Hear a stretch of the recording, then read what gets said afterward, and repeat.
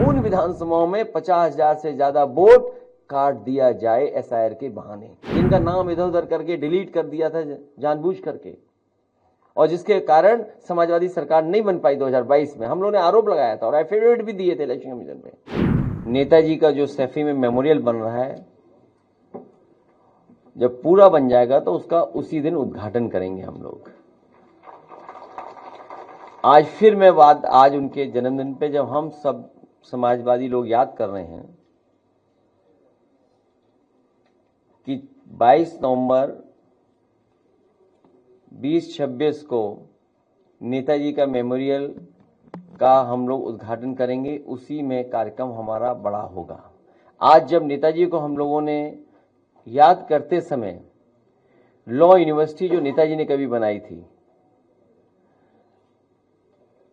UP में इतनी प्रतिष्ठित लॉ को लेकर के यूनिवर्सिटी नहीं थी, जो राम मनोहर लोहिया लॉ यूनिवर्सिटी बनी है वो नेताजी की ही बनाई हुई है। आज उनके बच्चों को मैंने सम्मान किया, जो बच्चे टॉपर्स थे, जिन्हें गोल्ड मेडल मिला था या कोई और मेडल मिला था, उन बच्चों को भी आज के दिन सम्मान दिया, क्योंकि वो लॉ यूनिवर्सिटी नेताजी की बनवाई थी, वो टॉपर थे। उन्हें आईपैड दे करके हम लोगों ने सम्मान देने का काम किया। जब हम आप बात कर रहे हैं उससे पहले बच्चे मिल करके उनका सम्मान करके हमने उन्हें जाने दिया। आज जब हम लोग बैठे हैं तो सबसे महत्वपूर्ण जो जानकारी हम लोगों को मिल रही है, जब बातचीत कर रहे हैं कार्यकर्ताओं से, नेताओं से, और जो जानकारी दे रहे हैं, समय समय पे पार्टी कार्यालय को भी सूचित किया जा रहा है। अभी सुबह जब एक हमारे विधायक ने फोन किया, उन्होंने कहा कि जो बीएलओ हैं, जितना उन्हें सहयोग करना चाहिए वो सहयोग नहीं कर रहे हैं। एक जगह वो बैठ जाते हैं, उसके बाद वो उन्हें ढूंढिए आप लोग, तब मिलेंगे, नहीं मिलेंगे।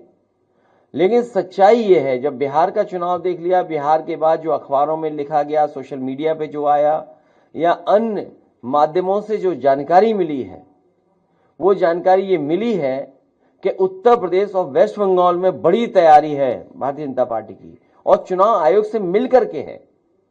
क्योंकि चुनाव आयोग की तरफ हम देखते हैं तो हमें उम्मीद है, करते हैं कि वो निष्पक्ष होगी, वो संस्था निष्पक्ष होगी, वो हमारी किसी भी शिकायत का निराकरण करेगी।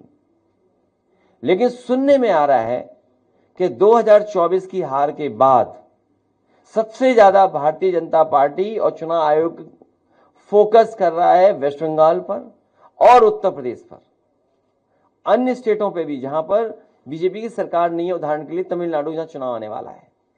लेकिन सबसे ज्यादा फोकस, सबसे ज्यादा टारगेट और टारगेटेड जो चीजें हो रही हैं वो उत्तर प्रदेश और वेस्ट बंगाल में हो रही हैं, जहां पर चुनाव आयोग से हमें उम्मीद थी।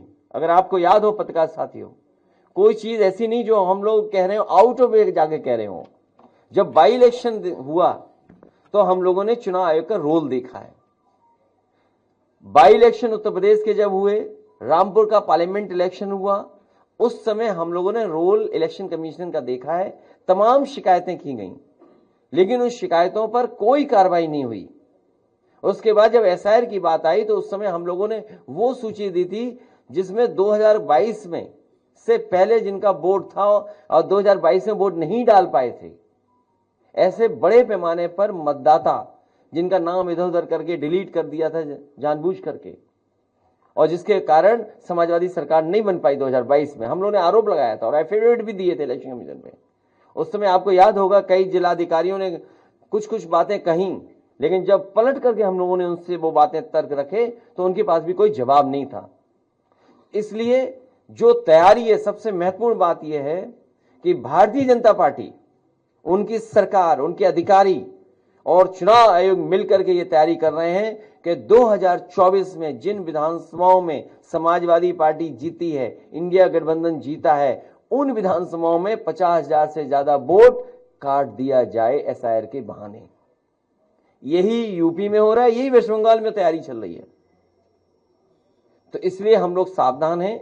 हम पॉलिटिकल लेवल पर, अपनी पार्टी के स्तर पर सभी कार्यकर्ताओं को आपके माध्यम से अपने संगठन के लोगों को आपके माध्यम से ये अपील भी करते हैं कि पूरी जिम्मेदारी के साथ ये अपनी वोटर लिस्ट ठीक करें। जो वोट है जो बनना चाहिए वो बनवाएं, बीएलओ से मिलकर के करें, और जहां कहीं नाकामी या जिस तरह की शिकायत मिले वो पार्टी कार्यालय तक जरूर पहुंचें।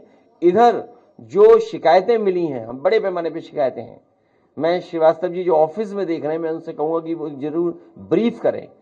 उससे पहले कोई एक अधिकारी है एसडीएम, उनकी रिकॉर्डिंग भी हमारे पास, कोई है रिकॉर्डिंग एसडीएम साहब वाली? एक एसडीएम साहब की रिकॉर्डिंग है, देखिए क्या कह रहे हैं, मतलब किस लेवल पे तैयारी है कन्नौज में। कन्नौज तो वो रहा है ना, हमारी राजधानी, देश की राजधानी रही है कन्नौज। सम्राट हर्षवर्धन महादानी, जिन्होंने कुंभ को आयोजन का शुरू किया था, तो जो सम्राट हर्षवर्धन की प्रतिमा हटा सकते हैं कुंभ स्थल से, वो बोट क्यों नहीं हटाएंगे? वो बोट हटाने में लगे हुए हैं, और कन्नौज भी टारगेट में आ गया है।